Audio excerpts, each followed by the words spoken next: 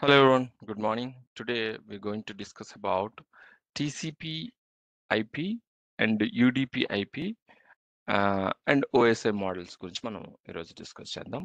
First TCP IP అంటే ఏంటి, UDP IP అంటే ఏంటి తెలుసుకుందాం. సో TCP అంటే ట్రాన్స్మిషన్ కంట్రోల్ ప్రోటోకాల్. దీన్నే మనం TCP IP. IP అంటే ఇంటర్నెట్ ప్రోటోకాల్. UDP అంటే యూజర్ డేటాగ్రామ్ ప్రోటోకాల్. IP అంటే ఇంటర్నెట్ ప్రోటోకాల్. ఈ రెండు ప్రోటోకాల్ని మనం ఒక ప్రోటోకాల్ సూట్ అంటాం. It's a protocol suit. TCP IP, UDP IP అనేది ఒక ప్రోటోకాల్ సూట్స్ అన్నమాట. ఇవి ఎందుకు ప్రోటోకాల్ సూట్స్ ఎందుకన్నామంటే ఈ ప్రోటోకాల్ సూట్ మీద చాలా ప్రోటోకాల్స్ పనిచేస్తాయండి. అందుకే ప్రోటోకాల్ సూట్ అంటాం. TCP IP, okay, and UDP IP. ఇవి ప్రోటోకాల్ సూట్స్ అండి. ఇవి ప్రోటోకాల్ సూట్స్ అంటాం అన్నమాట.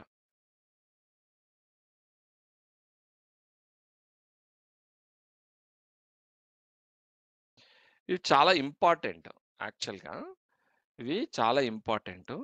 సో జనరల్గా మీకు విజిబుల్గా కనిపించేది అయితే NCPA మీరు .cpl కమాండ్ మీరు రన్ చేస్తే మీకు నెట్వర్క్ కనెక్షన్స్ అని ఉంటాయి. ఈ నెట్వర్క్ కనెక్షన్స్లో ఇంతకుముందు UDP కూడా కనిపించేది. ఇదిగోండి TCP IP ఇక్కడ కనిపిస్తుంది. UDP కూడా కనిపించేది ఇంతకుముందు. సో ఆ UDP బట్ కనిపించట్లేదంటే UDP IP లేదని కాదు, జస్ట్ మీకు చెప్తున్నాను. సో ఈ TCP ఏం చేస్తుంది?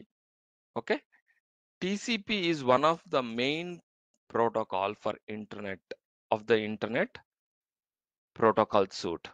It lies between application and network layer, which are used in providing reliable delivery service. It is a connection oriented protocol. Yeah, ఇది important. It is a connection oriented protocol అండి. TCP IP అనేది it's a connection oriented protocol. UDP IP అనేది connection less protocol. It is a connection less protocol. It is a connection less. అంటే ఏంటి connection oriented connection less అంటే, ఇప్పుడు సింపుల్గా మీకు చెప్పాలంటే ఇప్పుడు ఒక కంప్యూటర్ ఉందండి.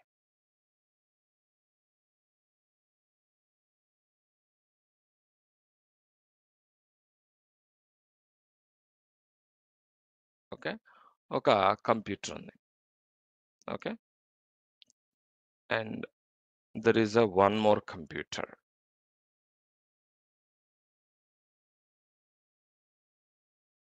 ఓకే, సో ఇది కంప్యూటర్ SIS1 SIS2.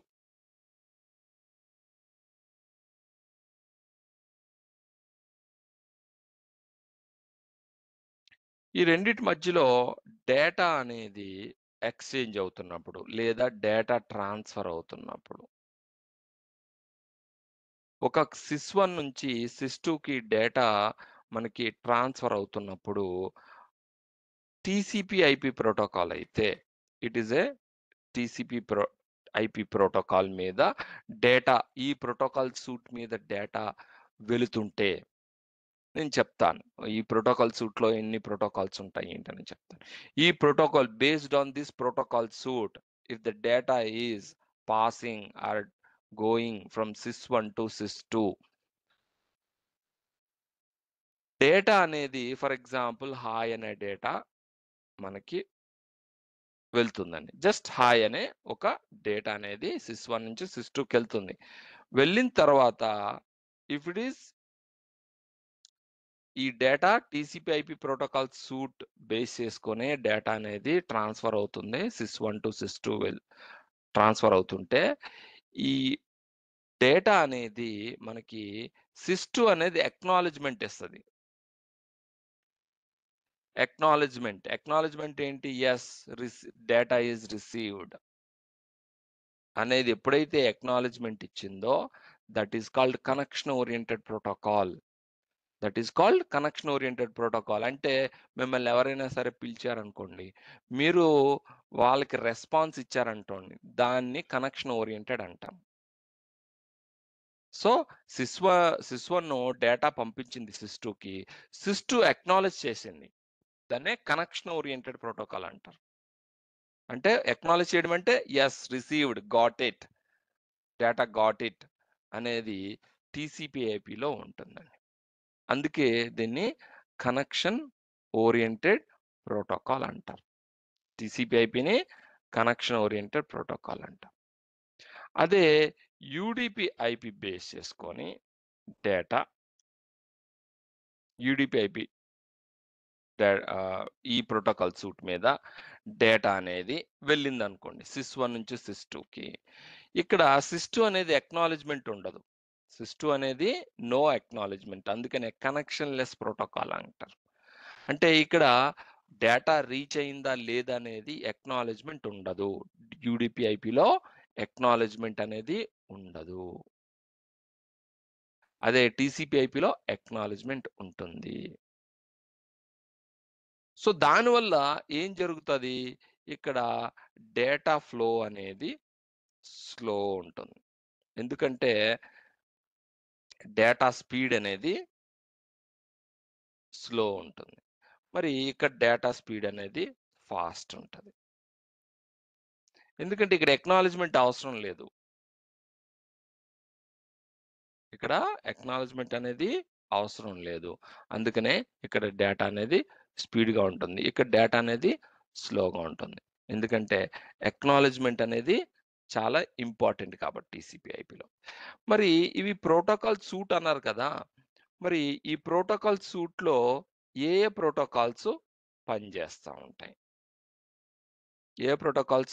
పనిచేస్తూ ఉంటాయి?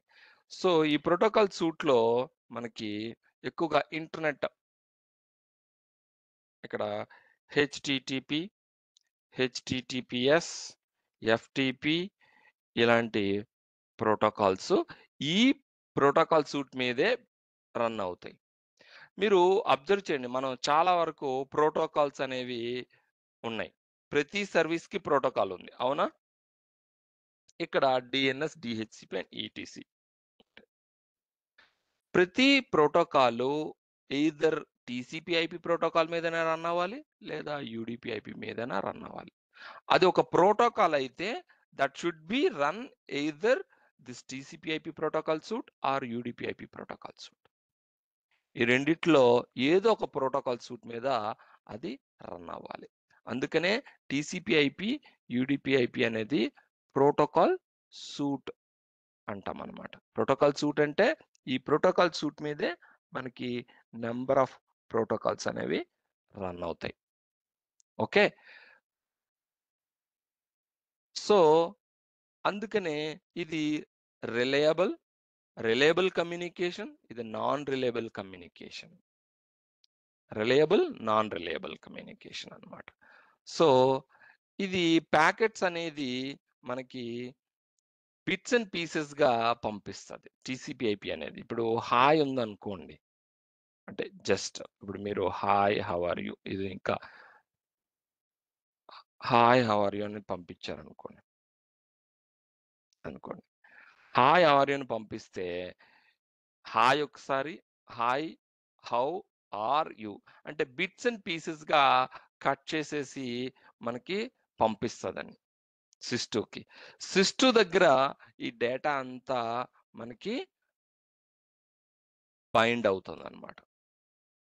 అంటే ఇక్కడ విడగొట్టి పంపిస్తుంది, నెట్వర్క్లోకి వెళ్ళేసరికి అది విడిపోయి ఉంటుంది డేటా, మళ్ళీ సిస్టూకి వచ్చేసరికి అది కంబైండ్ అయిపోతుంది అనమాట. అది ఆ డేటా అంతా ఇన్ ఏ సీక్వెన్స్ ఆర్డర్లోకి మళ్ళీ వచ్చి డేటా ఎగ్జాక్ట్గా సిస్1లో డేటా ఎలా అయితే పంపించామో అలానే సిస్2లో రీఅరేంజ్ అయిపోతుంది అనమాట, డేటా రీఅరేంజ్ అవుతుంది అనమాట. సో అది మనం OSI లేయర్స్కి వెళ్ళేటప్పుడు ఇంకా మనం క్లియర్గా చెప్పుకుంటాం. అదే ఇప్పుడు ఇంకా ఓఎస్ఐ లేయర్స్ కొద్దిసేపట్లో మనం మాట్లాడుకుంటాం కాబట్టి అది ఇంకా మీకు అర్థమవుతుంది. సో ఈ టీసీపీ ఐపీ గురించి మీకు ఈ ప్రోటోకాల్ సూట్స్ గురించి తెలియాలి. ఇవి మనకి టీసీపీ ఐపీ ప్రోటోకాల్ సూట్ అనేది మనం ఇంటర్నెట్ ప్రోటోకాల్ సూట్స్. ఈ బోత్ ఆర్ ఇంటర్నెట్ ప్రోటోకాల్స్ అన్నమాట. సో ఇక్కడ it lies between application and network layer which are used in providing reliable delivery services. It is a connection oriented protocol for communication that helps in exchange of messages, data between two different devices or network.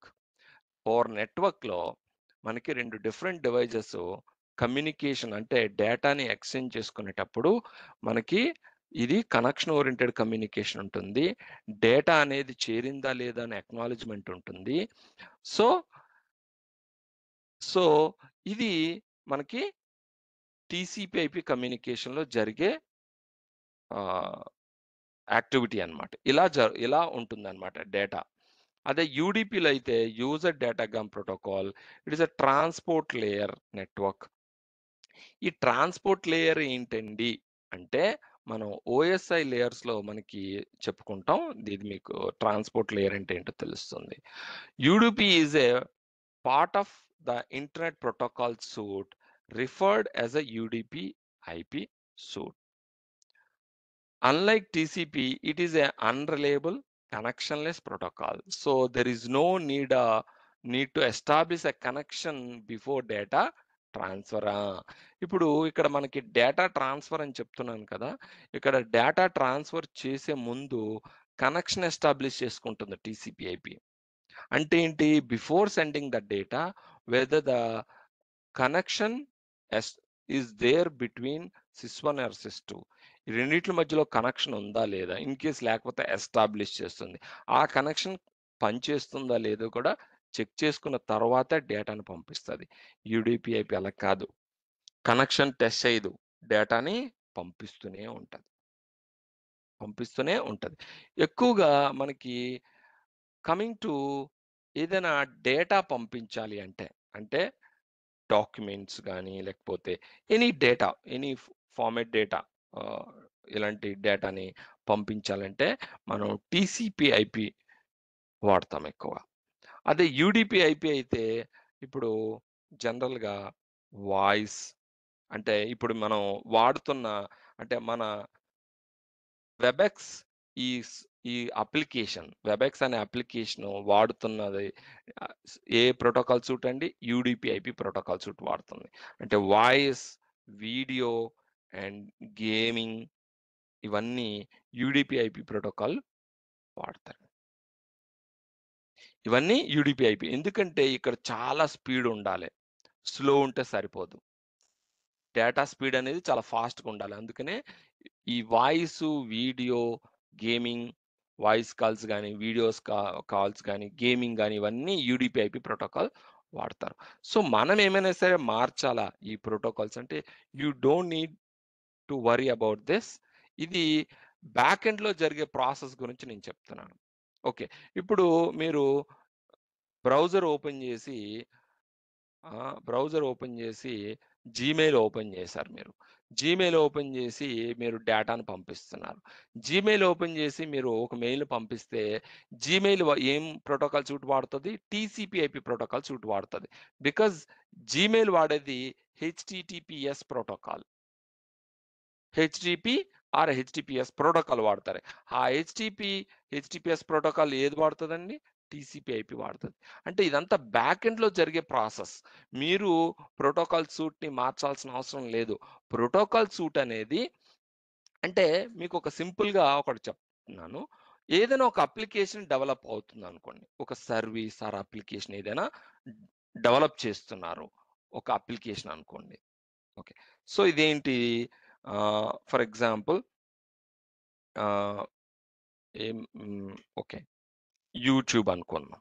YouTube లాంటిదే నేను youtube.com okay, ఒక application develop చేస్తున్నాను. So ఈ application లో data అనేది వాయిస్‌లో ఉంటుందా? వీడియోలో ఉంటుందా?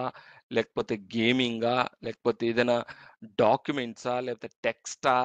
ఏ ఫార్మాట్ డేటా అనేది ఏ టైప్ ఆఫ్ డేటా ఫార్మాట్ అనేది ఈ అప్లికేషన్‌లో ఎక్కువగా ఉంటుందో, ఆ ప్లేసెస్‌లో నేను ప్రోగ్రామింగ్ చేసేటప్పుడే TCP IP pro TCP IP మీద అండ్ యూడీపీ ఐపీ మీద నేను ప్రోగ్రామింగ్ చేస్తాను. అంటే ప్రోగ్రామింగ్ అనేది ఏంటంటే, ఈ 2 ప్రోటోకాల్ సూట్స్ వాళ్ళు స్పెసిఫై చేస్తారా? ఈ ప్రోటోకాల్ సూట్స్ పైన పనిచేసే ప్రోటోకాల్స్ బేస్ చేసుకొని వాళ్ళు కోడ్ రాస్తారు. ఓకే. సో, ఫర్ ఎగ్జాంపుల్ మనకి యూడి యూట్యూబ్ అనేది ఉందనుకోండి. సో, నేను యూట్యూబ్‌లో నేను ఒక టెక్స్ట్‌ని కాల్ చేయాలి. టెక్స్ట్‌ని కాల్ చేయాలంటే, డాక్యుమెంట్స్‌ని కాల్ చేయాలంటే టీసీపీ ఐపీ ప్రోటోకాల్‌ని వాడతారు. అదే దాంట్లో వీడియో వీడియో ఉందనుకోండి. వీడియో లేకపోతే వాయిస్ ఇలాంటివుంటే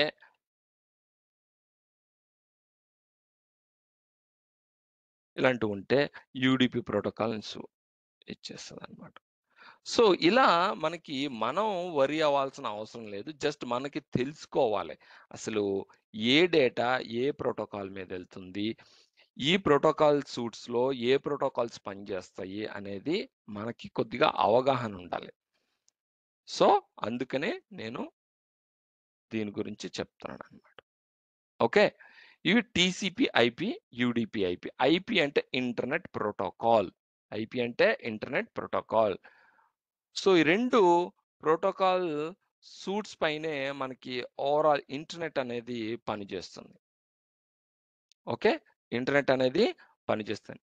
ఇంటర్నెట్ పనిచేయడానికి గల కారణం ఈ ప్రోటోకాల్ సూట్స్. ఈ ప్రోటోకాల్ సూట్స్‌లో మీదే మనకి నంబర్ ఆఫ్ ప్రోటోకాల్స్ మనకి పనిచేస్తా ఉంటాయన్నమాట. సో, నేను TCP IP versus UDP IP sorry UDP IP okay. Protocol suites list of protocols ఇలా అందాం మనం. List of protocols belongs to TCP IP protocol suites. మీకు ఒక లిస్ట్ వస్తదండి. అంటే ఏ ప్రోటోకాల్ సూట్ మీద పనిచేస్తున్నాయి అనేది మీకు ఒక లిస్టే వస్తది. మీరు కావాలంటే చూడొచ్చు. అదే మీకు ట్రై చేస్తున్నా చూపించడానికి. నా దగ్గర డేటా లేదు.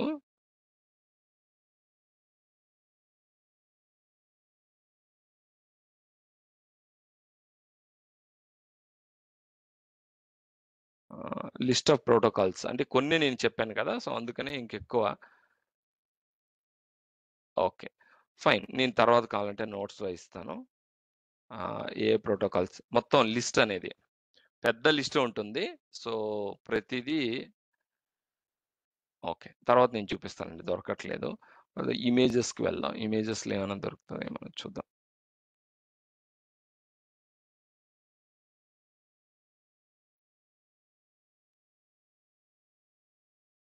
ఓకే. No problem. తర్వాత నేను మీకిస్తాను. Okay. Coming to OSI model అండి. ఓఎస్ఐ అంటే ఏంటి? ఓఎస్ఐ అంటే జనరల్‌గా ఈ క్వెషన్ మీకు అడుగుతారండి. ఆహ్, ఈ ఓఎస్ఐ గురించి డెఫినిట్‌గా ఒక క్వెషన్ వస్తది. విండోస్ అడ్మిన్‌గా వెళ్ళినా, లినక్స్ అడ్మిన్‌గా వెళ్ళినా, నెట్వర్క్ అడ్మిన్‌గా వెళ్ళినా ఇంటర్వ్యూకి ఈ ఈ ఈ క్వెషన్ అయితే వస్తది డెఫినిట్‌గా. ఓఎస్ఐ అంటే ఓపెన్ సిస్టమ్ ఇంటర్ కనెక్ట్ అండి. Open system interconnect OSI layers అంటారు. Okay. So OSI was developed by the International Organization for Standardization ISO. మీకు ISO బాగా తెలుసు కదా! ISO company. So and introduced in 1984. It is a layered architecture consist of 7 layers. ఇది ఒక layered architecture అన్నమాట. Each layer defines set of functions which takes part of data communication. Okay. So ఒక 2 కంప్యూటర్ల మధ్య జరిగే డేటా కమ్యూనికేషన్ అనేది ఎలా జరుగుతుంది అంటే, ఈ లేయర్స్ 7 లేయర్స్ బేస్ చేసుకొని 2 కంప్యూటర్ల మధ్యలో జరిగే డేటా కమ్యూనికేషన్. అంటే ఈ డేటా కమ్యూనికేషన్ అనేది మనకి ఒక విధంగా బ్యాక్ ఎండ్‌లో ఎలా జరుగుతుందనేది మాట్లాడుకోవడమే ఓఎస్ఐ లేయర్స్. ఓఎస్ఐ లేయర్స్ ఏంటండి? 2 కంప్యూటర్స్ మధ్యలో డేటా కమ్యూనికేషను ఎలా జరుగుతుంది? ఎన్ని లేయర్స్‌లో జరుగుతుంది? ఎన్ని లేయర్స్‌లో జరుగుతుంది? అనేదే మనకి ఈ ఓఎస్ఐ లేయర్స్ గురించి. ఓకే. ఓఎస్ఐ లేయర్ అంటే ఇది మీకు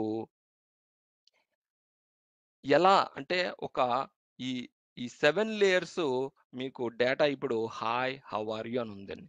సిస్ 1 నుంచి ఈ డేటా సిస్ 2కి వెళ్తుంది.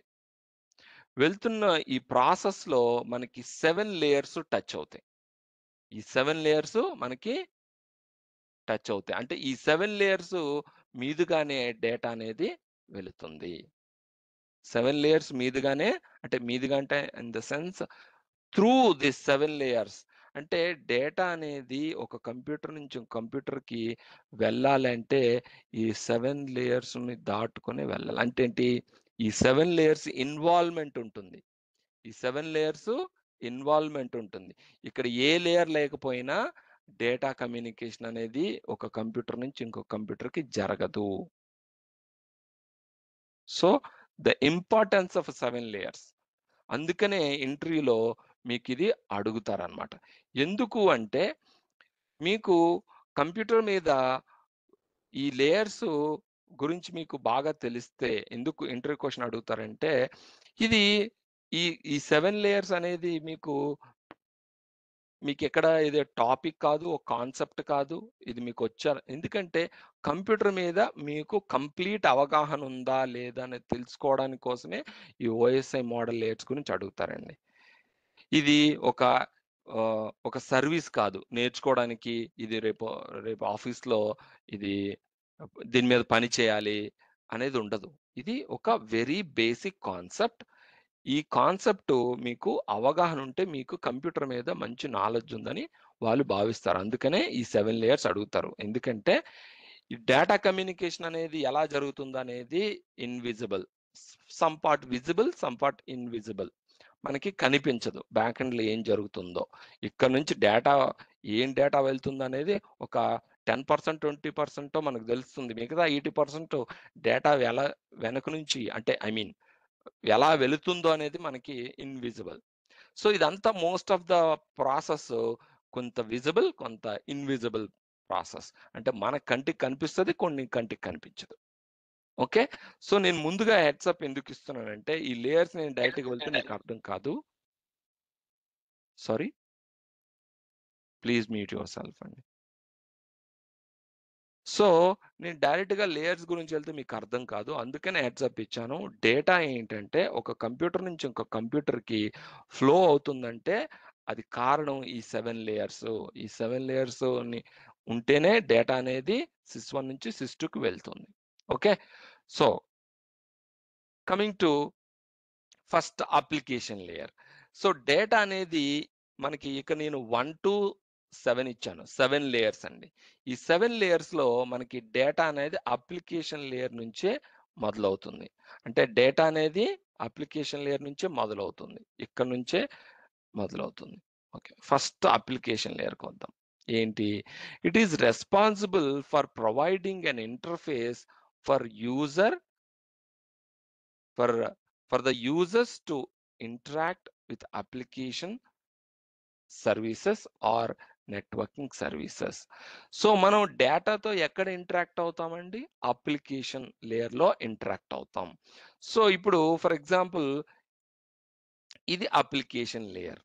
డేటాని నేను ఒక యూజరు డేటా ఎక్ ఎక్క ఒక యూజరు డేటాతో ఎక్కడ ఇంటరాక్ట్ అవుతాడు? అప్లికేషన్ లేయర్‌లోనే ఇంటరాక్ట్ అవుతాడు. సో, ఇది అప్లికేషన్ లేయర్. ఇది అప్లికేషన్ లేయర్. ఇది అప్లికేషన్ లేయర్. దీన్ని అప్లికేషన్ లేయర్ అంటాం. ఓకే. సో దానికి ఎగ్జాంపుల్గా వెబ్ బ్రౌజర్ హెచ్టిపి అంటే కొన్ని ఇక్కడ ఎగ్జాంపుల్స్ ఇంకా ఎక్కువ రాయలేదండి. సో మనకి ఇది అప్లికేషన్ లేయర్ అండి. సో ఈ అప్లికేషన్ లేయర్లో మనం డేటాతో ఇంటరాక్ట్ అవుతాం. గుడ్, క్లియర్ కదా. సో దానికి HTTP, FTP, SMTP, Telnet, FTP కొన్ని ఎగ్జాంపుల్స్. ఇవి services. Next data flow from application layer. Okay, so ఇక్కడికి వద్దామండి. నేను కిందకి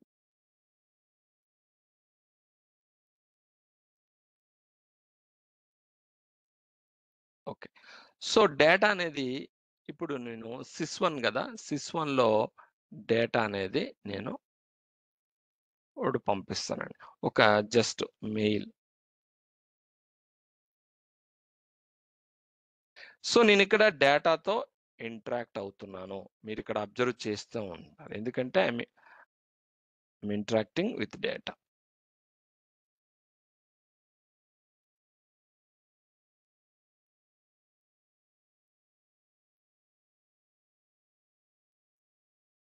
ఇప్పుడు నేను సిస్1లో ఇది డేటా అండి. ఇది ఒక జీమెయిల్ అనుకోండి, లేకపోతే ఒక నోట్ ప్యాడ్ అనుకోండి, ఏదనుకోండి. సో నేను ఒక డేటా అనేది ఇక్కడ రాసి పెట్టాను. ఎందుకు డేటా రాసి పెడుతున్నాను, ఎక్కడ రాసి పెడుతున్నాను? అప్లికేషన్ లేయర్లో రాసి పెడుతున్నాను నేను రాసి పెట్టేది ఇక్కడ అప్లికేషన్ లేయర్లో. So where we can interact with data. అంటే వేర్ అంటే వి అంటే యూజర్స్. యూజర్స్ ఎక్కడైతే డేటాతో ఇంటరాక్ట్ అవుతారో అది అప్లికేషన్ లేయర్. అది అప్లికేషన్ లేయర్. సో ఇంటరాక్షన్ అంటే ఏంటి? టైపింగు, కాపీయింగు, పేస్ట్, ఇవన్నీ డేటాతో మనం చేసే పనులు. డేటాతో మనం ఇంటరాక్ట్ అవ్వడం అంటే అది అన్నమాట. ఓకే, మనం అప్లికేషన్ లేయర్ డేటాతో ఇంటరాక్ట్ అవుతున్నాం. గుడ్. తర్వాత ఇప్పుడు డేటా అనేది మనకి flow from application layer. Data అనేది ఎలా ఫ్లో అవుతది? ఫ్లో అవ్వడం అంటే ఏంటి? ఫ్లో అవ్వడం అంటే ఏంటి? అంటే అదే అప్లికేషన్ లేయర్‌లో ఒక దగ్గర నుంచి ఇంకో దగ్గరికి, లేకపోతే మనం టైప్ చేయడం గాని, లేకపోతే కాపీ, పేస్ట్, లేకపోతే క్రియేట్ చేయడము. సో ఇదంతా డేటా ఫ్లో. ఇదంతా డేటా అనేటప్పుడు మనకి అప్లికేషన్ లేయర్‌లో డేటా. దీని ఫార్మాట్ ఏంటండి? ఇది డేటానే అంటాం గదా! దీని format data. Okay. Next presentation layer. Presentation layer అంటే ఏంటి? It is responsible for defining a standard format to the data. Yes, presentation layer. ఈ డేటాకు ఒక స్టాండర్డ్ ఫార్మాట్, డేటాకు ఒక స్టాండర్డ్ ఫార్మాట్ అనేది ఉంటుంది. దాన్ని మనం ప్రెజెంటేషన్ లేయర్ అంటాం. It is responsible for defining A standard format. అంటే టెక్స్టా, డాకా, వాయిపా, వీడియోనా, గేమింగ్, రకరకాల ఫార్మేట్లు ఉంటాయి డేటాకి. దానికి ఎగ్జాంపుల్గా ఇక్కడ నేను మీకు ఇచ్చాను. టెక్స్టా, గ్రాఫిక్సా, జేపీజీయా, జిఫా, టిఫా, ఇవి ఉంటాయి. వాయిస్ అయితే వేవా, లేకపోతే మిడ్డా అని ఉంటుంది.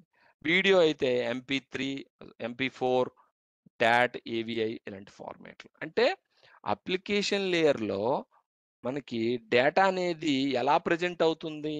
టెక్స్ట్‌లో ప్రెజెంట్ అవుతుందా? గ్రాఫిక్స్‌లో ప్రెజెంట్ అవుతుందా? వాయిప్‌లో ప్రెజెంట్ అవుతుందా? వీడియోస్‌లో ప్రెజెంట్ అవుతుందా? అనేది ప్రెజెంటేషన్ లేయర్ ఉంటుంది. ఇప్పుడు నేను జీమెయిల్ తీసుకున్నాను. ఇక్కడ డేటా ఎలా ప్రెజెంట్ అవుతుందండి? టెక్స్ట్‌లో ప్రెజెంట్ అవుతుంది.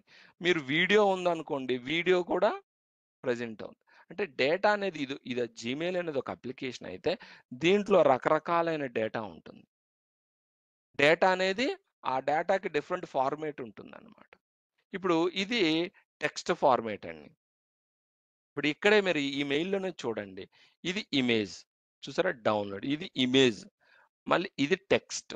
అంటే డేటా అనేది అప్లికేషన్ లేయర్‌లో ఇన్ని ఫార్మాటుల్లో మనకి ఉంటుంది. ఏ ఫార్మాట్‌లో? టెక్స్ట్‌లో, గ్రాఫిక్స్‌లో, వాయిప్‌లో, వీడియోలో, ఇన్ని రూపాల్లో ఉంటుందన్నమాట డేటా అనేది. దాన్ని మనం ప్రెజెంటేషన్ లేయర్ అంటాం. అంటే డేటాని ఇన్ని ఫార్మాట్‌లో ప్రెజెంట్ చేసేదే ప్రెజెంటేషన్ లేయర్. అప్లికేషన్ లేయర్ అనేది మనకి where we interact with the data. Users interact అవుతారు. ఆ అప్లికేషన్ లేయర్‌లో డేటా ఉంటుంది. ఆ డేటా అనేది ప్రెజెంటేషన్ లేయర్‌లో ఏ ఫార్మాట్‌లో డేటా ఉంటుందనేదే ప్రెజెంటేషన్ లేయర్. ఓకే. డేటా అనేది వివిధ రూపాల్లో అంటే మనం అంటాం గదా! దేవుడు వివిధ రూపాల్లో ఉన్నాడని. అలానే మనకి డేటా అనేది వివిధ ఫార్మాట్‌లో ఉంటుంది. రకరకాల ఫార్మాట్‌లో ఉంటుంది. అది ప్రెజెంటేషన్ లేయర్. ఇంకొకటి ఈ ప్రెజెంటేషన్ లేయర్‌లో మనకి ఎన్‌క్రిప్షన్, డీక్రిప్షన్, కంప్రెషన్, డీకంప్రెషన్ జరుగుతది. ఏంటి ఎన్‌క్రిప్షన్, డీక్రిప్షన్, కంప్రెషన్, డీకంప్రెషన్ అంటే first coming to encryption. Encryption ఎలా జరుగుతుంది? అసలెందుకు జరుగుతుంది? ఎన్‌క్రిప్షన్ అనేది జనరల్‌గా మీరు అబ్జర్వ్ చేస్తే డేటా అనేది ఒక్కోసారి మీరు జిప్ చేస్తా ఉంటారు. దాన్ని జిప్ చేస్తా ఉంటారు. అన్‌జిప్ చేస్తా ఉంటారు. జిప్, అన్‌జిప్ అనేది కంప్రెషన్, డీకంప్రెషన్. ఎందుకు చేస్తాం అనేది నేను మీకు చెప్తాను. Encryption, decryption. ఎందుకు ఎన్‌క్రిప్ట్ చేస్తాం, డీక్రిప్ట్ చేస్తాం అంటే డేటా అనేది సిస్ 1 నుంచి సిస్ 2కి వెళ్తుందబ్బా! సిస్ 1 నుంచి సిస్ 2కి వెళ్తుంది. సిస్ 1 నుంచి సిస్ 2కి వెళ్తుందంటే మరి ఎలా వెళ్తుందండి? అంటే ఓవర్ ద ఇంటర్నెట్. అవునా? ఎక్కడి నుంచి వెళ్తుంది డేటా? Over the internet. ఒక్క నిమిషం. So, data over the internet వెళ్తుంది. ఇంటర్నెట్ అంటే ఏంటండి? Public network. పబ్లిక్ నెట్వర్క్ అనేది చాలా డేంజర్. చాలా డేంజర్. ఎందుకంటే డేంజర్ అంటే దాని అర్థం ఇంకా వేరే విధంగా కాదండి. సో, డేంజర్ అంటే in the sense we should be very careful. మనం ఇంట్లో ఉండేటప్పుడు చెప్పులేసుకోండి. బయటికెళ్ళేటప్పుడు చెప్పులేసుకుంటాం. ఎందుకు? ఎందుకు వేసుకుంటాం? అలానో ఎలాగో డేటా అనేది ఒక సిస్టమ్ నుంచి ఒక సిస్టమ్‌కి వితౌట్ ఇంటర్నెట్ వెళ్ళిందనుకోండి, అక్కడేమి సెక్యూరిటీ ఇష్యూస్ ఉండవండి. సెక్యూరిటీ ఇష్యూస్ వచ్చేవి ఎప్పుడైనా సరే over the public network. Public నెట్వర్క్‌లో నుంచి వెళ్ళేటప్పుడే మనం జాగ్రత్తగా ఉండాలి. ఎందుకంటే మన డేటా అనేది వేరే వాళ్ళు ఎవరైనా సరే స్నిఫ్ చేసే అవకాశాలుంటాయి. హ్యాక్ చేసే అవకాశాలుంటాయి. చూసే అవకాశాలుంటాయి. అందుకనే మన డేటాని పబ్లిక్ నెట్వర్క్ నుంచి మన డేటా వెళ్తున్నప్పుడు we should be very cautious. We should be very careful. అప్పుడు మనం ఏం జేస్తాం? మరి హాయ్ హౌ ఆర్ యూ అనేది ఏదో ఒక సీక్రెట్ కోడ్ అనుకుందాం. చాలా కాన్ఫిడెన్షియల్ ఇన్ఫర్మేషన్ అనుకుందాం. కొద్దిసేపు మనం. ఓకే. సో, మరి ఇన్ఫర్మేషన్ అనేది ఎవరు మరి రీడ్ చేయకూడదు. మనకి సిస్ 1కి, సిస్ 2కే తెలియాలి. మధ్యలో ఎవరికీ తెలియకూడదు. మరి తెలియకూడదంటే సిస్ 1 ఒక ప్లేస్‌లో ఉంది. ఒక జియోగ్రాఫికల్ లొకేషన్‌లో ఉంది. సిస్ 2 ఒక జియోగ్రాఫికల్ లొకేషన్‌లో ఉంది. అంటే ఇది హైదరాబాద్‌లో ఉంది. ఇది బెంగుళూరులో ఉందనుకుందాం. మరి డేటా అనేది మనం ఒక కేబుల్ రన్ చేయలేం కదా! మన 2 సిస్టమ్స్‌కి హైదరాబాద్ నుంచి బెంగుళూరుకి, బెంగుళూరు నుంచి హైదరాబాద్‌కి మనం కేబుల్ రన్ చేయలేం. So, we are using public network. మనం పబ్లిక్ నెట్వర్క్‌ని వాడుకొని మన డేటాని ఒక లొకేషన్ నుంచి ఇంకొక లొకేషన్‌కి పంపించాలనుకుంటున్నాం. పంపించాలనుకునేటప్పుడు పబ్లిక్ నెట్వర్క్ అన్నప్పుడు ఇక్కడ డిఫరెంట్ పీపుల్ ఉంటారు కాబట్టి మన డేటా అనేది సెక్యూరిటీ అనేది చాలా ఇంపార్టెంట్. అప్పుడు మన డేటాని ఏం చేయాలి? ఎన్‌క్రిప్ట్ చేయాలండి. మన డేటాని ఎన్‌క్రిప్ట్ చేయాలి. మన డేటాని ఎన్‌క్రిప్ట్ చేయడం వల్ల ఈ డేటా అనేది వేరే వాళ్ళెవ్వరు చూడలేరు. సో, డేటా ఇలా పాస్ అయితున్నప్పుడు డేటా పబ్లిక్ నెట్వర్క్‌లో ఎలా ఉంటుంది తెలుసా? ఎలా కనిపిస్తుంది తెలుసా? ఒక ఎన్‌క్రిప్టెడ్ ఫార్మాట్ ఎలా ఉంటదో నేను మీకు చూపిస్తాను. Data encryption.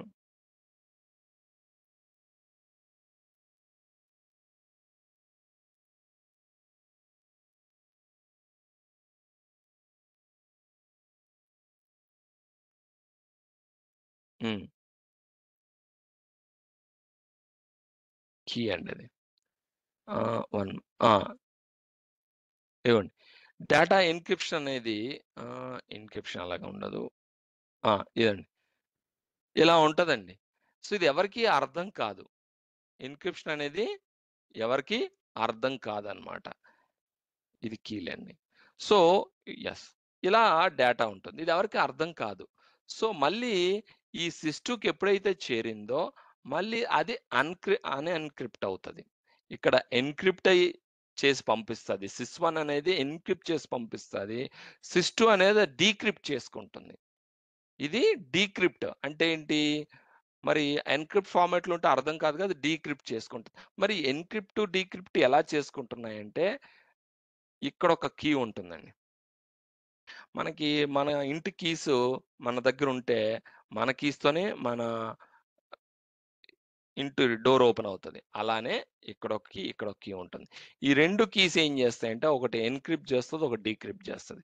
ఇది ఈ కీ ఎన్‌క్రిప్ట్ చేసింది, ఈ కీ డీక్రిప్ట్ చేస్తది. మళ్ళీ ఈ కీ ఏదైనా సరే డేటా సిస్టమ్ 2 పంపిస్తే, ఈ కీ ఎన్‌క్రిప్ట్ చేస్తే, ఈ కీ డీక్రిప్ట్ చేస్తది. అంటే మన మన బైక్ కీస్ మన కీస్‌తోనే ఓపెన్ అవుతాయి. ఇంక వేరే వాళ్ళ కీస్‌తో ఓపెన్ అవ్వవు. అలా ఇక్కడ డేటా అనేది బయటికి ఇంటర్నెట్ పబ్లిక్ నెట్‌వర్క్‌కెళ్ళినప్పుడు ఈ కీస్ ఏం చేస్తాయి? ఈ డేటాని ఎన్‌క్రిప్ట్ చేసి ఇక్కడ పంపిస్తది సిస్2కి. సిస్2 ఏం చేస్తది? కీ ఆల్రెడీ ఇక్కడ ఉంటుంది కాబట్టి, ఆ కీతో డీక్రిప్ట్ చేసి డేటాని నార్మల్ ఫార్మాట్‌లో చూపిస్తది. సో, అలా ఎన్‌క్రిప్షన్, డీక్రిప్షన్ జరుగుతదండి. అది ఎక్కడ జరుగుతదంటే ప్రెజెంటేషన్ లేయర్‌లోనే జరుగుతది. అంటే వచ్చిన డేటాని ఎన్‌క్రిప్ట్ చేయడము, డీక్రిప్ట్ చేయడము మనకి ప్రెజెంటేషన్ లేయర్‌లోనే జరుగుతది. And compression, decompression. కంప్రెస్ చేయడము, డీకంప్రెస్ చేయడము ఎందుకంటే, కంప్రెస్ చేయడం వల్ల డేటా అనేది ఆహ్, చాలా స్పీడ్‌గా డేటా అనేది మనకి డేటా స్పీడ్ ఎక్కువుంటుందనమాట. ఎన్‌క్రిప్ట్ చేయడం వల్ల.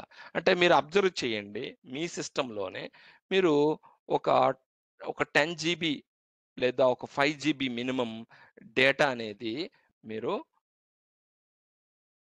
ఒక డ్రైవ్ నుంచి ఇంకొక డ్రైవ్‌కి కాపీ చేయండి.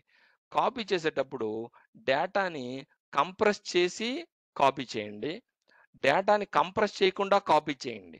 ఆ రెండిట్లి మధ్యలో స్పీడ్‌ని కాలిక్యులేట్ చేయండి మీరు. చేస్తే మీకు అర్థమవుతుందనమాట. కంప్రెస్ చేసేటప్పుడు డేటా స్పీడ్ ఎలా ఉంటుంది? అన్‌క్రిప్ట్ డేటా కంప్రెస్ చేయకుండా ఉండేటప్పుడు డేటా స్పీడ్ ఎలాగుంటుందో మీరు అబ్జర్వ్ చేయండి. జస్ట్ ఒక సిస్టమ్ నుంచి ఒకే సిస్టమ్‌లో మీరు ఒక డ్రైవ్ నుంచి ఒక డ్రైవ్ కాపీ చేసేటప్పుడే మీకు డిఫరెన్స్ తెలుస్తది. కంప్రెస్ చేసిన డేటా లేదా కంప్రెస్ చేయని డేటా స్పీడ్ అనేది. అందుకనే డేటా స్పీడ్ కోసం మనం కంప్రెస్ చేయడము చేస్తా ఉంటాం. సో, కంప్రెస్ చేసిన డేటాని డీకంప్రెస్ చేస్తామనమాట. ఎందుకు మరి ఇప్పుడు ఈ యొక్క డేటా ఉందండి. ఈ డేటా ఉంది. సో, ఈ డేటా నేను కంప్రెస్ చేయాలి. కంప్రెస్ చేయాలంటే కంప్రెస్ ఇలా చేస్తాం మనం. మరి కంప్రెస్ చేసిన డేటా మనం చూడలేం గదా! మళ్ళీ డీకంప్రెస్ జేసుకోవాలి. చేసుకుంటేనే డేటాను చూసుకోగలం. సో, ఇది జరిగేది అప్లికేషన్ లేయర్‌లో జరుగుతదండి. ఇప్పుడు ఇక్కడ మనకి స్ అయిందా? సీసీ అనేది. ఓకే. సో, మనం కంప్రెస్ అయిన డేటాని డీకంప్రెస్ చేసి మనం చూసుకుంటాం. లేపోతే చూడలేం కదా! జిప్ ఫైల్‌లో డేటా చూడలేం గదా! సో, అది. ఓకే. సో, ఇదంతా జరిగేది ప్రెజెంటేషన్ లేయర్‌లోనే జరుగుతది. ఓకే. క్లియర్? ఓకే. మరి డేటా అనేది అప్లికేషన్ నుంచి ప్రెజెంటేషన్ లేయర్‌కి డేటా యొక్క ఫార్మాట్ డేటానే. డేటానే అని పిలుస్తాం. అంటే అది ఏ డేటా అవని వాయిప్ అయినా, ఇమేజ్ అయినా ఆహ్, ఏ డేటా అయినా మనం డేటాగానే పిలుస్తాం. ఈ 2 లేయర్స్‌లో అప్లికేషన్ లేయర్‌లో గాని, ప్రెజెంటేషన్ లేయర్‌లో గాని డేటానే పిలుస్తాం మనం. ఈ 2 లేయర్స్‌లో డేటాని అప్లికేషన్ లేయర్‌లో ఉన్న డేటా, ప్రెజెంటేషన్ లేయర్‌లో ఉన్న డేటాని మనం డేటాననే పిలుస్తాం. చూడండి ఇది అబ్జర్వ్ చేయండి. ఎందుకంటే ఈ డేటా అనేది ఫ్ మారుతా ఉంటదనమాట. అంటే లేయర్ బై లేయరు వీటి యొక్క బిహేవియరు ఆహ్, రూపము I mean shape of the data అంటే shape of the data in the sense మనకి ఇన్విజిబుల్ అది. అంటే దాని పేర్లు మారుతా ఉంటాయన్నమాట. ఐ మీన్ ఎలా చెప్పాలో అర్థం కావట్లేదు. It will change based on the layer. అంటే ఒక్కొక్క లేయర్ నుంచి డేటా అనేది ఈ లేయర్ అప్లికేషన్ లేయర్‌లో డేటాగానే ఉంటుంది. ప్రెజెంటేషన్ లేయర్‌లో డేటాగానే ఉంటుంది. అది సెషన్ లేయర్‌లకొచ్చేసరికి ఆ డేటా అనేది మారుతదనమాట. ఎలా మారుతుంది, ఏంటి రూపాంతరం ఎలా చెందుతుంది అనేది ఇప్పుడు చూద్దాం. సో సెషన్ లేయర్కి వచ్చేసరికి it is responsible for establishing, maintaining and terminating the session. Session ID is used to identify a session or interaction. Session layer అండి. సెషన్ లేయర్ అంటే ఇప్పుడు SIS1 నుంచి SIS2కి డేటా మనం పంపిస్తున్నాం కదా. సో ఈ డేటా అనేది ఎలా వెళ్తుందండి? ఫస్ట్ ఒక సెషన్లో మనకి ఈ డేటా అనేది వెళ్తుందండి. Session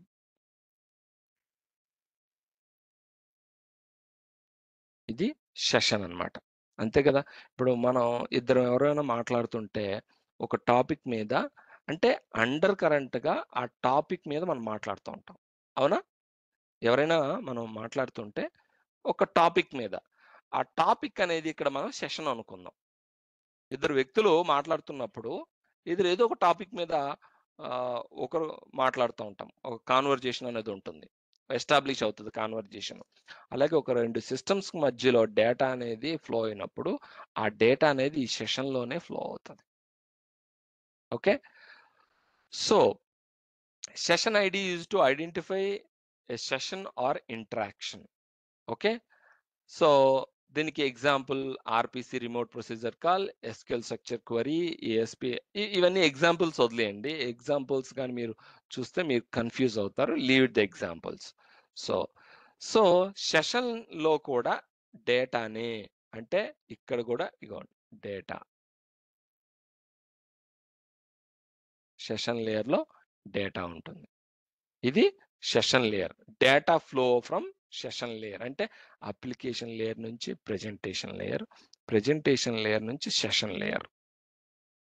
okay. Okay. Session layer వరకు వచ్చింది. ఒక సెషన్ ఎస్టాబ్లిష్ అయింది. ఒక కనెక్షన్ ఎస్టాబ్లిష్ అయింది SIS1కి SIS2కి. ఇది సెషన్. ఈ సెషన్‌లో డేటా అనేది ఫ్లో అవ్వాలి. మరి డేటా అనేది ఫ్లో అవ్వాలంటే మరి ఈ డేటాని తీసుకెళ్ళాలి ఎవరు? డేటాని తీసుకెళ్ళాలి గదా. సెషన్ ఉంది. రోడ్ ఉంది. మరి రోడ్డు మీద నడవాలి గదా. రోడ్డు మీద వె మరి ట్రాన్స్‌పోర్ట్ అంటే దాని అర్థం ఏంటంటే మనం డేటాని తీసుకెళ్ళాలి రోడ్డు పైన. రోడ్ ఎస్టాబ్లిష్ అయింది. సెషన్ అనేది ఒక రోడ్ అనుకుందాం. ఆ రోడ్ మీద నుంచి డేటా వెళ్ళాలి. సో వెళ్ళాలి అంటే ట్రాన్స్‌పోర్ట్ లేయర్ అండి. ఈ లేయర్ తీసుకెళ్తదండి డేటాని. ఏంటి? It provides data delivery mechanism between applications in the network. 2 application మధ్యలో అయినా సరే, 2 సిస్టమ్స్ మధ్యలో అయినా సరే, ఎక్కడైనా సరే. అప్లికేషన్ అంటే ఎక్కడ ఉంటుందండి? సిస్టమ్‌లోనే ఉంటుంది. సో, ఇక్కడ ఏం చెప్తుంది? It provides data delivery mechanism between applications in the network. నెట్వర్క్‌లో 2 అప్లికేషన్స్ మధ్య గాని, 2 సిస్టమ్స్‌లో మధ్య గాని డేటా అనేది డెలివరీ చేయాలి అంటే ట్రాన్స్‌పోర్ట్ లేయర్. ట్రాన్స్‌పోర్ట్ లేయర్ ద్వారానే డేటా అనేది డెలివరీ జరుగుతుందన్నమాట. The major functions described that the transport layers are identify service, multiplexing, demultiplexing, segmentation, sequence reassembling, error correctioning, flow chart. చాలా తతంగా ఉందండి. డేటా ట్రాన్స్పోర్ట్ అనేది ఇందులో ఇదంతా చాలా తతంగం అని చెప్పాలి. అంటే మనం జనరల్‌గా గూడ్స్‌నైనా సరే మనం ట్రాన్స్‌పోర్ట్ చేసేటప్పుడు లోడ్ చేయాలి. ట్ర ట్రాన్స్‌పోర్ట్ చేయాలి. అది ఎన్ని వేల కిలోమీటర్స్, వందల కిలోమీటర్స్ ఉంటాయి. మళ్ళీ అక్కడ అన్ అన్‌లోడ్ చేయాలి. సో, మనకి జనరల్‌గా మనం గూడ్స్‌ని ఎలాగైతే ట్రాన్స్‌పోర్ట్ చేయడానికి మనకి ఎంత కష్టమో, బ్యాక్ ఎండ్‌లో ఇక్కడ ట్రాన్స్‌పోర్ట్ లేయర్ గూడా అంతే కష్టపడతదండి డేటాని ఒక సిస్టమ్ నుంచి ఇంకొక సిస్టమ్‌కి ట్రాన్స్‌పోర్ట్ చేయడానికి. సో, అది ఎలాగో చూద్దాం. First identifying services. ఫస్ట్ ఏం చేస్తది? సెషన్ లేయర్‌లోకి వచ్చిన డేటాని ఐడెంటిఫై చేయాలి. Identification of services is done using port numbers. Port numbers ద్వారా సర్వీసెస్‌ని ఐడెంటిఫై చేస్తది. అసలు ఇది ఏ సర్వీసు? ఏ టైప్ ఆఫ్ డేటా? ఫస్ట్ సర్వీస్‌ని ఐడెంటిఫై చేయాలి. సర్వీస్‌ని మనకి ఒక ఐటీలో ఒక థంబ్ రూల్ ఉందండి.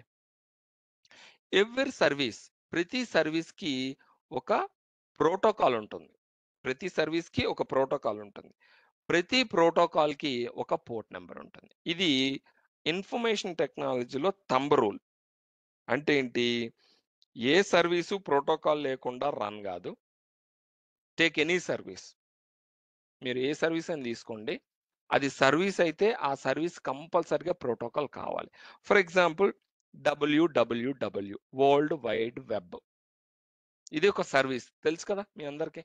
వరల్డ్ వైడ్ వెబ్ అనేది ఒక సర్వీస్. మరి ఈ సర్వీస్ ఏ ప్రోటోకాల్ వాడుతుందండి? హెచ్‌టిటిపి, హెచ్‌టిటిపిఎస్ ప్రోటోకాల్స్ వాడుతుంది. ఓకే. హెచ్‌టిపిఎస్ ప్రోటోకాల్స్ వాడుతుంది. మీరు డబ్ల్యూడబ్ల్యూ అనే సర్వీస్. ఈ సర్వీస్ వాడుతున్న ప్రోటోకాల్ హెచ్‌టిటిపిఎస్ ప్రోటోకాల్స్ వాడుతుంది. మరి ఈ ప్రోటోకాల్స్ ఏ పోర్ట్ నంబర్ వాడుతుంది? 80443.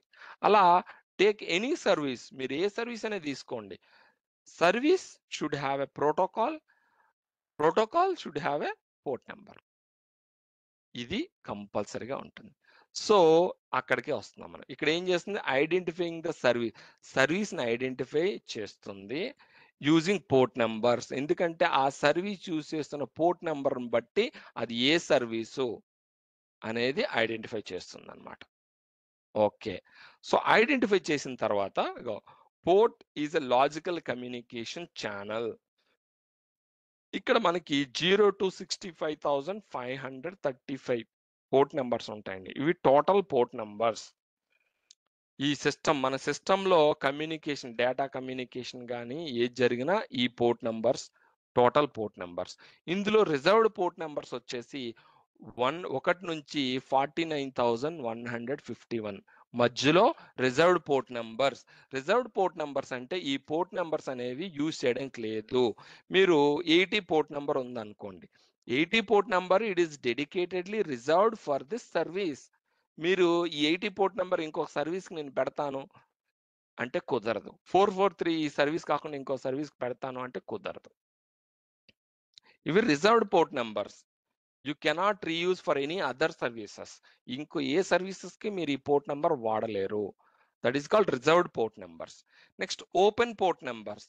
అంటే 49,152 నుంచి 65,535 మధ్యలో ఉన్నవి open port numbers.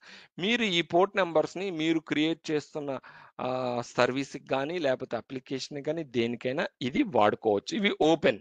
It is open for us to use. Okay. ఇవి సిస్టమ్ రిజర్వ్ చేసుకున్న పోర్ట్ నంబర్స్. ఓకే. సో, ఇది మీరు నెట్‌స్టాట్ అనే కమాండ్ మీరు రన్ చేస్తే మీకు ఆహ్, తెలుస్తుందండి.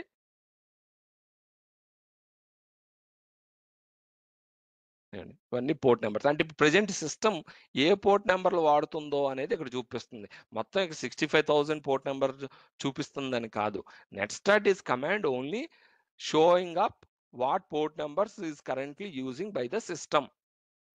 Okay. Okay. So, next first వచ్చిన సెషన్ లేయర్ నుంచి వచ్చిన డేటాని ఐడెంటిఫై చేసే ముందు అసలు ఆ డేటా అనేది ఏ సర్వీస్ నుంచి వస్తుందో ఐడెంటిఫై చేసుకొని, దాని తర్వాత మల్టీప్లెక్సింగ్ అండ్ డీమల్టీప్లెక్సింగ్ చేస్తది. ఈ మల్టీప్లెక్సింగ్, డీమల్టీప్లెక్సింగ్ ఏంటండి అంటే, మీకు ఇక్కడ యాహ్!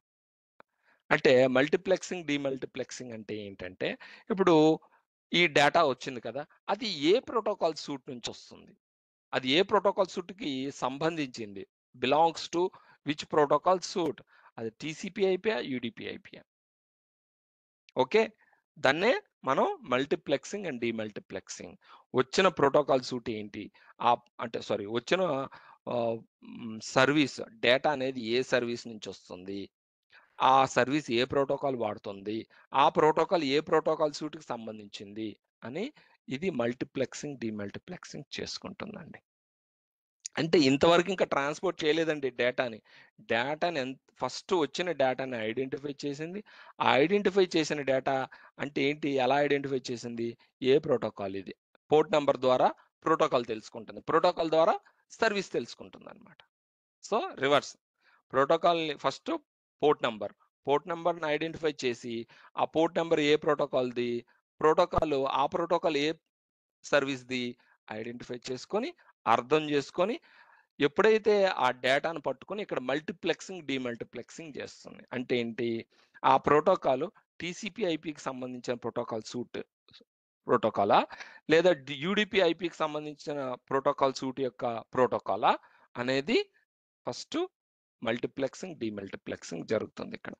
దాని తర్వాత ఇదండి ఇక్కడ టీసీపీ ఐపీ గురించి ఇక్కడ మనం డిస్కస్ చేసాం అనమాట. ఇక్కడ the protocol which take care of data transportation at transport layer or TCP IDP. Transport layer data ఎక్కడికి ట్రాన్స్పోర్ట్ లేయర్కి వచ్చింది కదా, ఈ ట్రాన్స్పోర్ట్ లేయర్ దగ్గరికి వచ్చేటప్పుడు ఇక్కడ ఈ ప్రోటోకాల్ సూట్స్ అనేవి మనకి వైటల్ రోల్ ప్లే చేస్తాయి. ఎందుకంటే ఈ ప్రోటోకాల్ సూట్ వల్లే డేటా అనేది ట్రాన్స్పోర్ట్ అవుతుంది. సో ఈ ప్రోటోకాల్ సూట్స్ ఏంటంటే transmission control protocol, user datagram protocol, connection oriented, connectionless, speed supports acknowledgement, no support for acknowledgement. Okay, so ఇక్కడ అక్నాలెడ్జ్మెంట్ అనేది కావాలి, ఇక్కడ అక్నాలెడ్జ్మెంట్ అవసరం లేదు.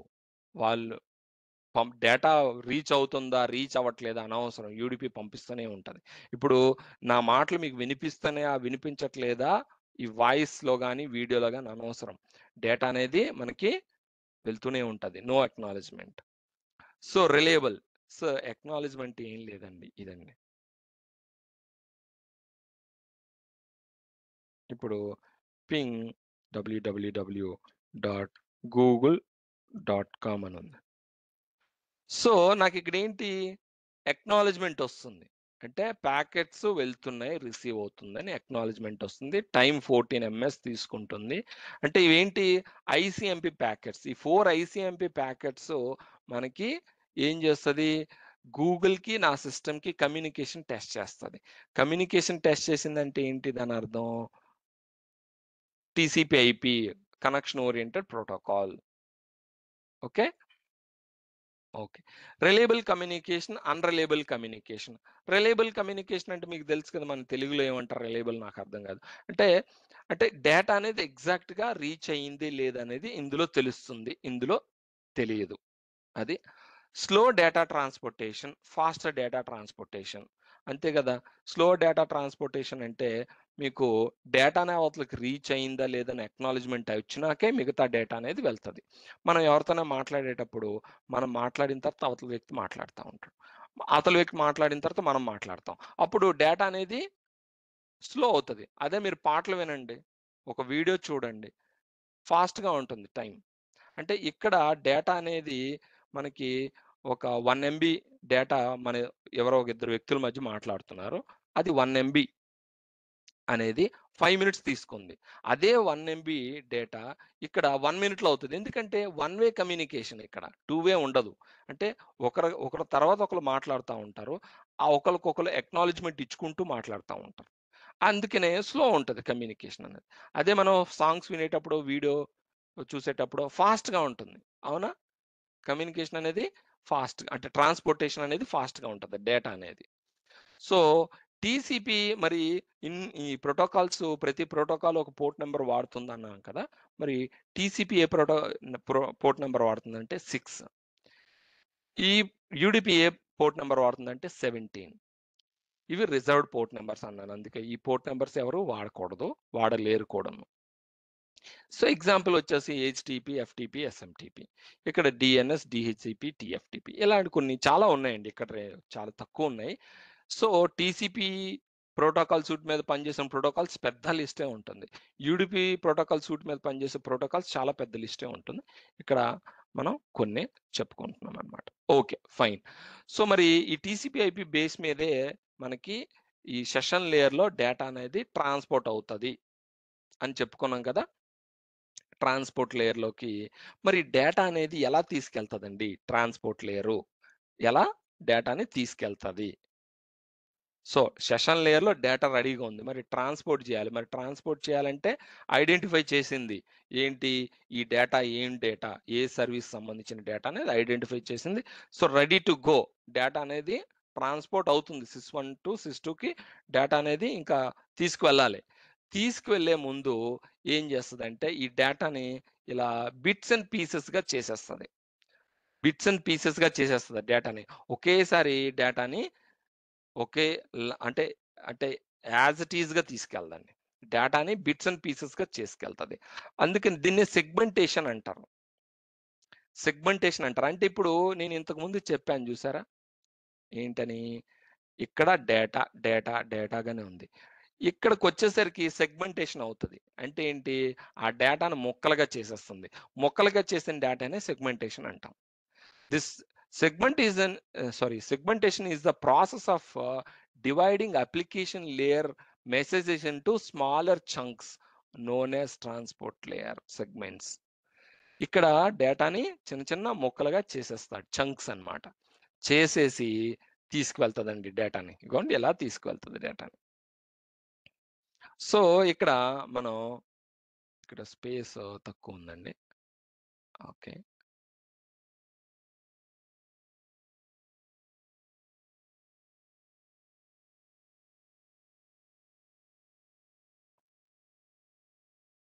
So, ISP okay. సో, ఇక్కడ మనకి డేటా అనేది ఇలా ఓకే. Anyway separate. ఇలా సెపరేట్‌గా చిన్న చిన్న చంక్స్ కింద చేసేసి, పార్ట్స్ కింద చేసేసి పంపిస్తది. మరి ఇలా పంపిస్తే ఇక్కడికి రీచ్ అయ్యేసరికి ఆ డేటా అనేది మరి అలా ఉంటదా అంటే ఉండదండి. దాన్నే మనం రీఅసెంబ్లింగ్ జరుగుతది. అంటే ఎలా అయితే డేటా సిస్1లో ఉందో, సిస్1లో ఎలా అయితే డేటా ఉందో, అలా అదే విధంగా సిస్2లో రీఅరేంజ్ అంటే రీఅసెంబుల్ అయిపోతది. అందుకనే రీఅసెంబుల్. Sequencing and రీఅసెంబ్లింగ్. ఇంకొకటి ఇలా చంక్స్ కింద చేసి అంటే చిన్న చిన్న డేటాను ముక్కల కింద చేసేటప్పుడు హలో ముందుకు వెళ్ళి, హౌ ఆర్ యూ లాస్ట్‌కి వెళ్ళి, లేకపోతే ఆర్ తర్వాత వెళ్ళి అంటే ట్రాన్స్‌పోర్ట్ అయ్యేటప్పుడు డేటా యాజ్ ఇట్ ఈస్‌గా అలాగ అవ్వదు కదా! ఒకటి ముందుకు వెళ్ళొచ్చు. హలో ముందుకు రావచ్చు. క్వెషన్ మార్క్ లాస్ట్‌కి రావచ్చు. ఆర్ వెనక్కి రావచ్చు. ఇలా జరుగుతా ఉంటది. ముక్కలుగా చేసేటప్పుడు డేటా అనేది ట్రాన్స్‌పోర్ట్ చేసేటప్పుడు డేటా అనేది ఒక సీక్వెన్స్‌లో ట్రాన్స్‌పోర్ట్ అవ్వదు. ఇలానే ఎళ్ది. ఇక్కడ చూపించినట్టే జరగదు. ఓకే. యూ ముందుకు వెనక్కి రావచ్చు. లేకపోతే హౌ మరీ ఫ్రంట్‌కి రావచ్చు. ఇలా జరగొచ్చు. సో, ఇలా జరిగినా కూడా దీనికి ఏం చేస్తదంటే ఒక నంబరింగ్ ఇస్తదండి. 1, 2, 3, 4, 5 అని ఒక నంబరింగ్ ఇస్తది. ఈ నంబరింగ్ ఇవ్వడం వల్ల ఆ నంబరింగ్ ప్రకారమే మళ్ళీ రీఅసెంబుల్ జరుగుతది. నంబరింగ్ ప్రకారమే రీఅసెంబుల్ జరుగుతది. ఎక్కడ రీఅసెంబుల్ జరుగుతది? సిస్టమ్ 2లో. ఇక్కడ సిస్టమ్ నుంచి ముక్కలుగా వచ్చిన ఈ డేటాని రి రీఅసెంబ్లింగ్ ఎలా జరుగుతది అంటే, ఈ ప్రతి పీస్‌కి ఒక నంబరింగ్ ఇస్తదనమాట కంప్యూటర్. 1, 2, 3, 4, 5 నంబర్. ఆ నంబర్ ప్రకారమే ఇక్కడ మళ్ళీ రీఅసెంబుల్ అయిపోతది. ఇగో సీక్వెన్సింగ్ అనేది ఇలాగుండదు. హౌ, క్వెషన్ మార్క్ ఇలా వస్తది. మరి డేటా అనేది ఇలా ట్రాన్స్‌పోర్ట్ అయినప్పుడు మరి సీక్వెన్స్‌గా ఎలాగొస్తదంటే ఇలా నంబరింగ్ ఇస్తదండి. 1, 2, 3, 4, 5, 5/5 అంటే ఎలా ఉండాలి? ఈ 5 మొత్తం డేటాలో హలో అనేది ఫస్ట్ ఉంటే 1/5 ఇస్తది. అంటే 1, 2, 3 సో, డేటానికి ఎప్పుడైతే డేటాకి మీరు నంబరింగ్ ఇచ్చారో, ఆ నంబర్ ప్రకారమే రీఅసెంబుల్ అవుతది. రీఅసెంబుల్ అంటే రీఅరేంజ్. డేటా అనేది రీఅరేంజ్ అయిపోతది. సో, రీఅరేంజ్ అయిపోయి యాజ్ ఇట్ ఈస్‌గా మనకి సిస్టమ్ 2లోకి ఈ హౌ ఆర్ యూ అనేది ఇక్కడికి యాజ్ ఇట్ ఈస్‌గా కాపీ అయిపోతది.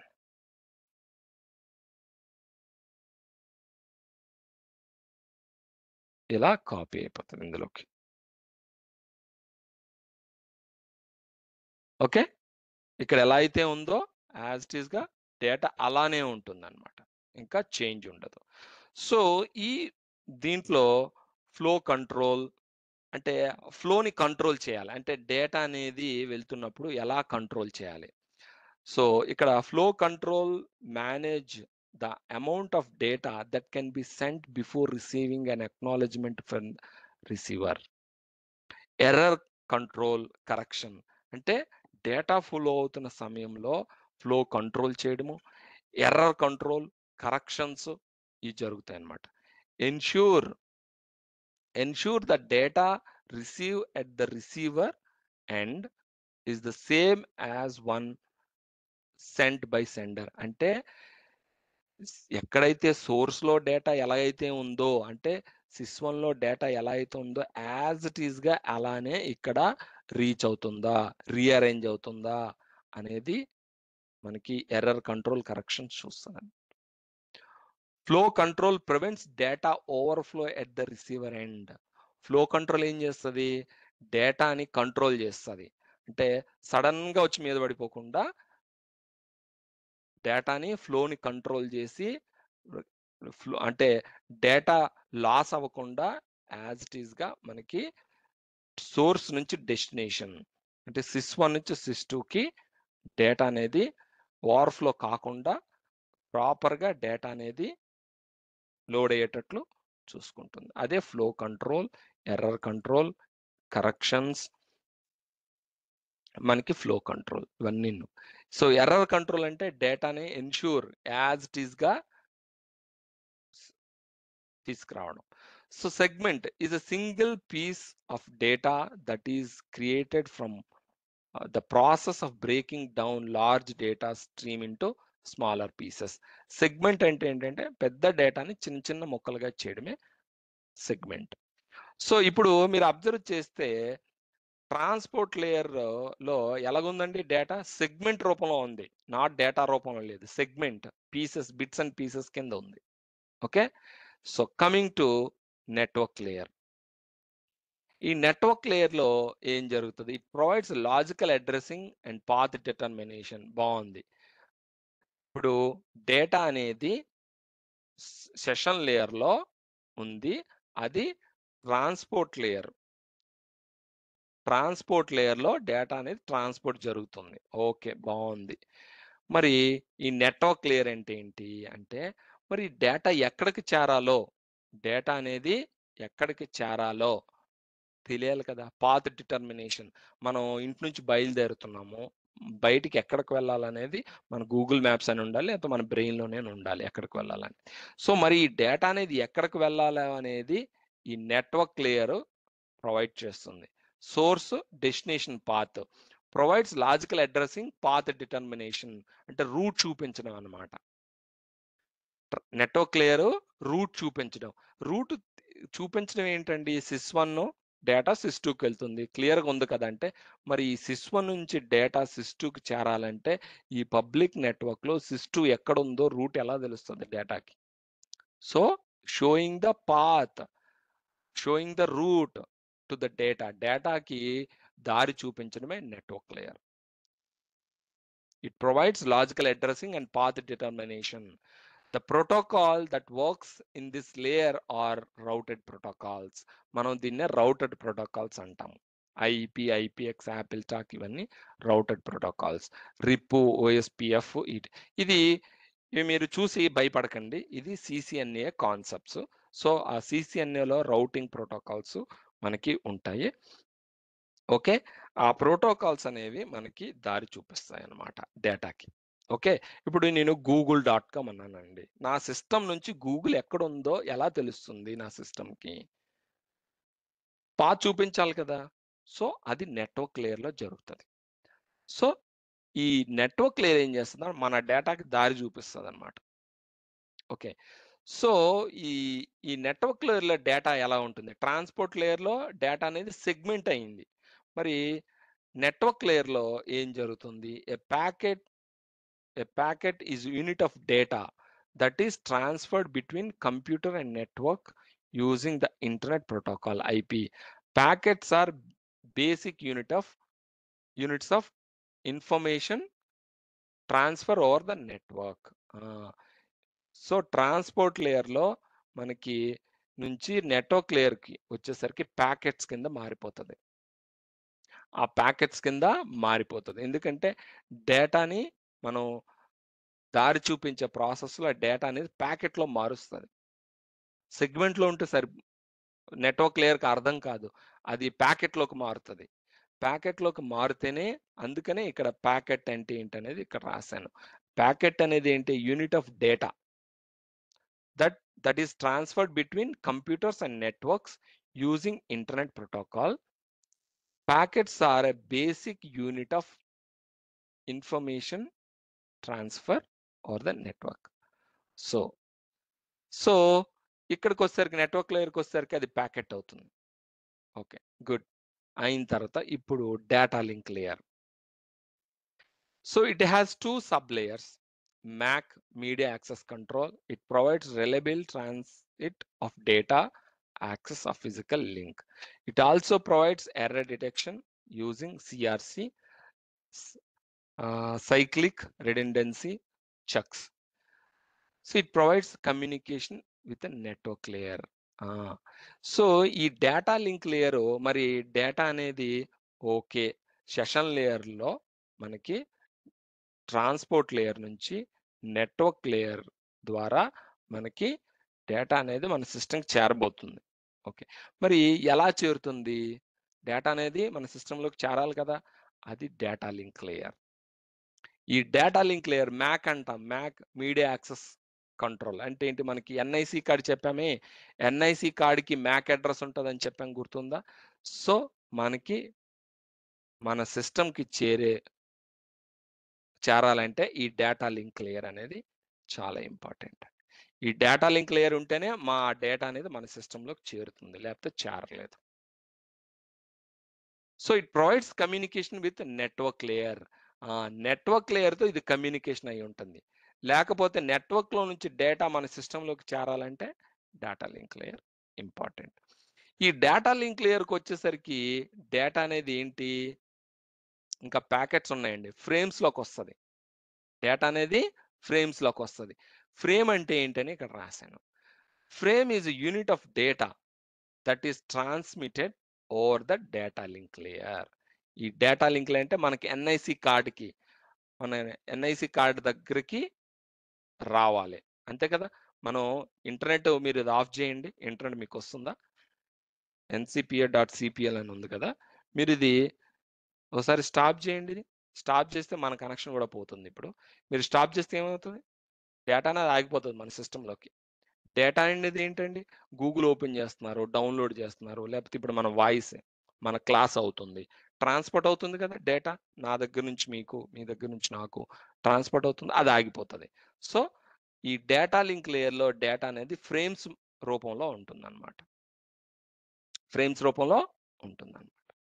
సో ఇక్కడ మనకి స్విచ్ రౌటర్ ఎందుకు చెప్తున్నారంటే, ఇంకా డేటా అనేది ట్రాన్స్పోర్ట్ లేయర్లో ఉండేటప్పుడు నెట్వర్క్ రౌటర్ దగ్గర ఉంటుంది, అంటే డివైజెస్ ఇక్కడ మీకు రౌటర్ నుంచి స్విచ్కి వచ్చింది అంటే స్విచ్ నుంచి మన సిస్టమ్కి వస్తుంది అనమాట.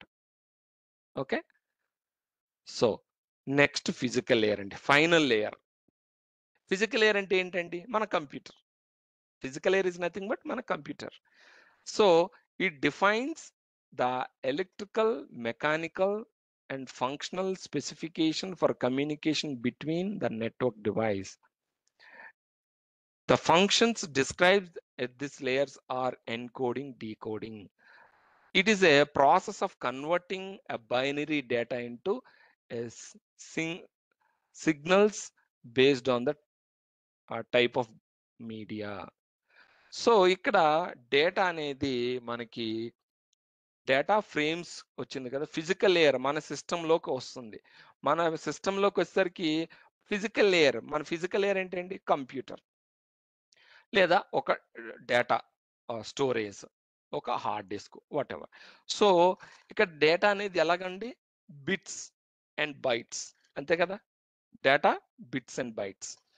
సో ఇక్కడ మనకి డేటా అనేది స్టోర్ అవుతుందండి మన ఫిజికల్ లేయర్లోకి. ఎన్కోడింగ్, డీకోడింగ్ జరుగుతుంది. And it's a process of converting binary data into binary. మనకు తెలుసు కదా సిస్టమ్ యూసేజ్ ఏంటండి, బైనరీ లాంగ్వేజ్. సో ఆ binary data into signals based on the type of signals. ఇప్పుడు మనకి అవి సిగ్నల్స్ రూపంలో వస్తాయి, అంతే కదా. మనకి సిగ్నల్స్ రూపంలో మనకి బైనరీ డేటా అనేది సిగ్నల్ రూపంలో వస్తుంది అనమాట. The process of converting binary data into signals base, hardware అనేది మనకి సిగ్నల్సే కదండి. Okay, based on the type of media. So ఇలా మనకి ఫిజికల్ లేయర్ అంటే ఏంటండి, హబ్బు రిపీటరు మన కంప్యూటర్కి రీచ్ అవుతుందని. సో ఇలా డేటా అనేది మనకి ఎన్క్యాప్సులేషన్ డీక్యాప్సులేషన్ అంటారు. అంటే ఏంటి, ఇక్కడ నుంచి చూడండి మనకి ఆ డేటా అనేది అప్లికేషన్ లేయర్ నుంచి ఫిజికల్ లేయర్కి వస్తుంది, మళ్ళీ ఫిజికల్ లేయర్ నుంచి అప్లికేషన్ లేయర్. అంటే మీరు ఇక్కడ ఈ రెండు కంప్యూటర్ మధ్యలో మీకు డేటా అనేది ఎన్క్యాప్సులేషన్ అయిందండి. అంటే SIS1 నుంచి డేటా అనేది ఎన్క్యాప్సులేషన్ అయింది. మళ్ళీ SIS2లో డేటా థ్యాంక్ యూ అనేది పెట్టామనుకున్నాం, ఏదో ఒక డేటా ఇక్కడ నుంచి SIS2 నుంచి.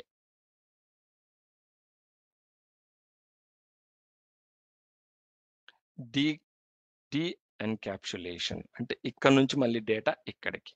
అంటే సింపుల్గా ప్రెజెంట్ అప్లికేషన్ లేయర్ నుంచి ఫిజికల్ లేయర్కి. నేను ఇక్కడ ఈ 7 లేయర్స్ 2 సిస్టమ్స్ మధ్యలో చెప్పాను. ఓకే, అలా కాకుండా మీరు ఒక అప్లికేషన్ ఓపెన్ చేయండి. ఇప్పుడు జీమెయిల్ ఓపెన్ చేయండి. జీమెయిల్ ఓపెన్ చేసి మీరు ఏదైనా డేటాను అప్లోడ్ చేసి పంపించండి. సో ఇక్కడ కూడా మనకి ఈ 7 లేయర్స్ పనిచేస్తూ ఉంటాయి అన్నమాట. ఓకే, సో ఎందుకంటే జీమెయిల్ ఇక్కడ లేదు కదా, ఎక్కడో ఉంది కదా. మన సిస్టమ్ నుంచి అక్కడికి వెళ్ళాలంటే ఈ 7 లేయర్స్ అనేవి చాలా ఇంపార్టెంట్ అండి. ఓకే, సో ఇక్కడ OSI మోడల్స్ ఏ లేయరు మనకి ఎక్కడ పనిచేస్తుంది అనేది ఇక్కడ రాసాం. Application, presentation, session layer, application, transport network.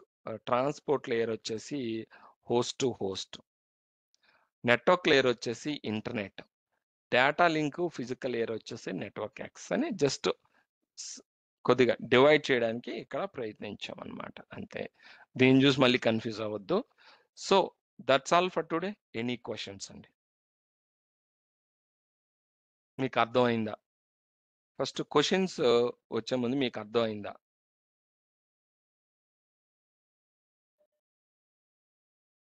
అర్థం కాదు. అర్థమైంది. So any questions? మీకు ఏమైనా క్వశ్చన్స్ ఉంటే అడగచ్చు.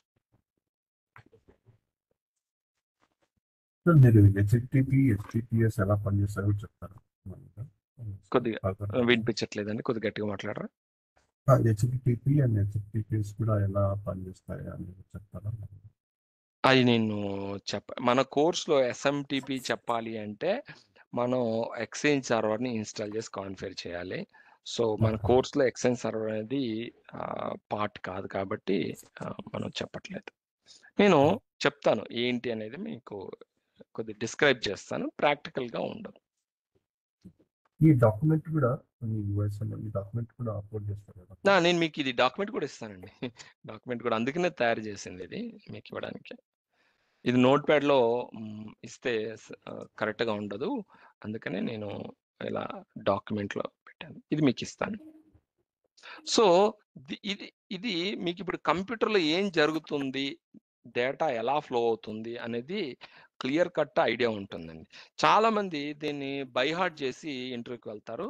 సో నా ఎయిమ్ ఏంటంటే don't by heart it, observe the topic into your mind. మీ మైండ్లోకి దీన్ని అబ్జర్వ్ చేసుకోండి ఈ టాపిక్ని, సో దట్ మీరు మర్చిపోరు అన్నమాట. బై హార్ట్ చేసింది ఎప్పుడు మర్చిపోతాం. బై హార్ట్ చేయకుండా కాన్సెప్ట్ని అబ్జర్వ్ చేసుకుంటే మీకు లైఫ్ లాంగ్ గుర్తుంటుంది. Okay, so thank you all, thanks for joining, have a great day, see you tomorrow.